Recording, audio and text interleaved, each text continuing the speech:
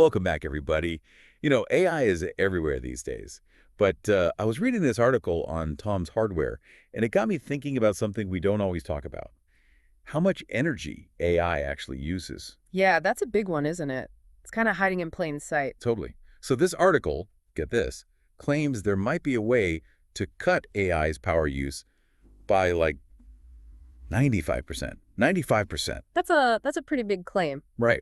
So naturally, we had to dig deeper. We found the original research paper, and it's pretty wild. Basically, it says we can swap out all the crazy complex math AI uses for something way simpler. Sounds almost too good to be true. Right. But the researchers say this new method might even give us better results, using way less power. That's the really interesting part. I mean, we're not just talking about making AI a bit more efficient here. This could completely change how we develop AI going forward. Okay, so before we get lost in the sci-fi future, let's back up a bit. Most people get the whole AI thing, but they don't realize how much energy it actually uses. It's easy to forget, right? All those amazing AI things we use, they all need huge amounts of computing power, which of course means tons of energy. And the Tom's Hardware article had this crazy stat, like all the data center GPUs sold last year used more power than 1 million homes. Can you believe that? 1 million homes. Yeah, that puts things in perspective. And as AI gets even more popular, well, you can imagine what that'll do to our energy use. Exactly. And it's not just about the environment, though. That's obviously a big one. But the article also mentioned, I think it was Google's ex-CEO even, suggesting we might have to ease up on climate goals just to power all this AI. Kind of a scary thought. It is a bit of a wake-up call. We really need to find a way to make AI sustainable if we want it to be a part of our future, long term, I mean. Absolutely. So Yeah. let's dive into this magic solution. The research paper calls it linear complexity multiplication, or L-Mul. Break it down for us. What is that? Okay, so most AI relies on a ton of what are called floating point calculations. You can think of it like doing math with really, really long decimals, which takes a ton of processing power. Right, because those decimals can go on forever. Exactly. And that uses a lot of energy. So what L-Mul proposes is replacing all that with something much simpler. Integer addition. Adding whole numbers, basically. So instead of all those crazy decimals and exponents, we're just like adding 1 plus 1. Yeah. That's AI. Well, it's a bit more complicated than that. But the basic idea is to represent the information AI needs using these simpler integers, which computers are much, much better at handling. So it's like swapping out, I don't know, a gas guzzler for an electric bike. Yeah, You're still getting where you need to go, but using way less energy. exactly. Love that analogy. Okay, so it's simpler and uses less energy. But I got to ask, does it actually work? I mean, there's got to be some trade-off, right? Like less power equals less performance. That's what's so fascinating about this research. Not only does L-Mul use way less energy, but they're claiming it can actually be more accurate, too. Hold on. More accurate. How is that possible? You're telling me it's simpler, uses less power, and it's better. Yeah. It seems counterintuitive, but it comes down to how computers work. They're just inherently better at dealing with whole numbers than with all those messy decimals. L-Mul basically lets computers do what they do best. That's pretty clever. So they've got this cool theory, but did they actually, like, test it out? Did it work in the real world? They did. The paper describes a whole bunch of experiments they ran, testing L-Mul on various language models, the kind of AI we use for things like translation or text generation. Okay, so spill the beans. What kind of results did they get? Did L-Mul live up to all the hype? It really did, yeah. In some cases, it even outperformed the existing methods. And remember, it's doing all this while using a fraction of the energy. That's pretty amazing. What kind of tasks did they test it on? Give us the good stuff. Well, one that really stood out to me was a set of math problems called GSM-8K. These aren't just your basic math problems either. They're designed to test AI's reasoning abilities, solving complex multi-step problems. Oh, so we're talking like real brain teasers for the AI. Exactly. And get this, L-Mul actually boosted the accuracy on these tasks compared to the more energy-intensive methods. So wait, it's not just about saving energy, it's actually making AI smarter too. That's wild. Yeah, it's pretty exciting stuff. And it wasn't just limited to math problems. They also tested L-Mul on visual question-answering tasks. What's that? Like showing the AI a picture and asking it questions about it. Exactly. So you show it an image and ask something about what's happening, and L-Mul actually help the AI answer more accurately. So we're not just talking about language or math here. This could have a huge impact on pretty much any area of AI. Potentially, yeah. It's pretty far-reaching. Okay, before we get too carried away with all the possibilities, let's come back down to earth for a second. You mentioned earlier that L-Mul needs specialized hardware. What does that actually mean?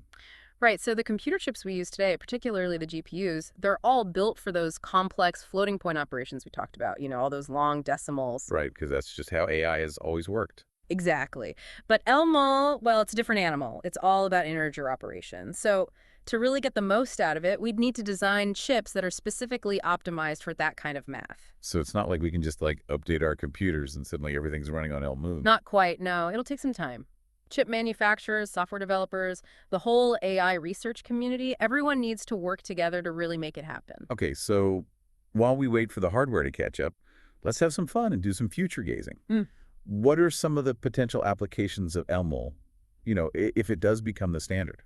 Oh man, the possibilities are pretty mind-blowing. One that immediately comes to mind is mobile AI.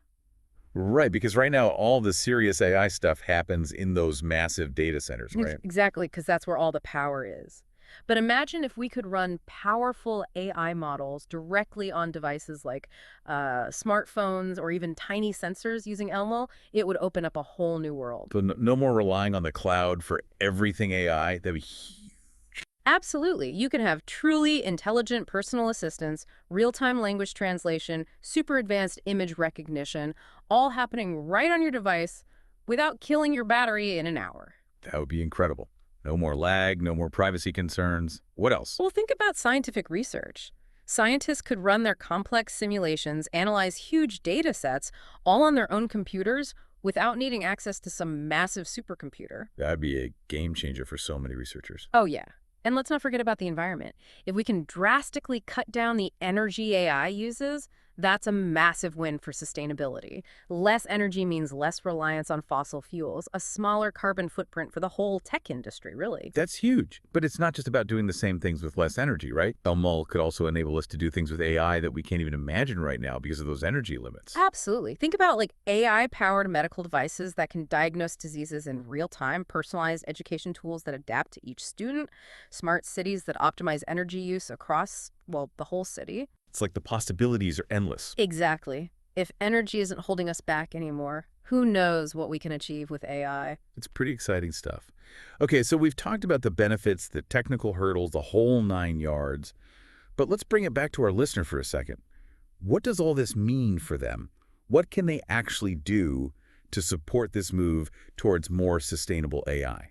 That's a great question, and I think it's something we should definitely explore in the final part of our deep dive.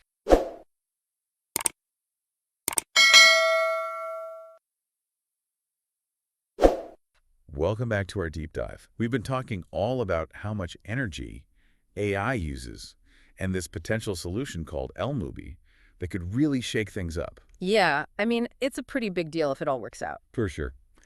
But, it's easy to feel like it's all up to the big tech companies and the researchers. What can we as, regular people actually do to help make AI more sustainable? That's a really good question. I think first and foremost, just being aware of the problem is huge. Talking about it, sharing articles like the one we mentioned from Tom's Hardware, that kind of thing. Yeah. Right, because the more people understand the issue, the more they'll demand solutions, right? Exactly. We got to make this a mainstream thing, not just a techie concern. And, that kind of leads into the next thing, advocacy. We need to be pushing for policies that encourage companies to prioritize energy efficiency when they're developing AI. So it's not just about making the coolest AI, it's about making it in a way that doesn't, wreck the planet. Exactly. And that goes for consumers too. Supporting companies that are upfront about their energy use, that are actively trying to be more sustainable, that sends a message. It's like choosing the energy efficient fridge or the electric car, Yeah. right? Our choices matter. Absolutely. And another thing, don't underestimate the power of supporting research in this area. There are tons of ways to get involved, even if you're not a scientist. Donating to research labs, spreading the word about cool new tech like L-Mul, it all makes a difference. Yeah, it's like a collective effort. Okay. Okay, so to sum it all up for our listeners, awareness, advocacy, action. We can all play a part in building a future where AI is both powerful and sustainable. Couldn't have said it better myself. And as we wrap up our deep dive here, I want to leave everyone with one last thought. If we can crack this energy problem, it won't just be a win for technology, it'll be a win for, well, humanity.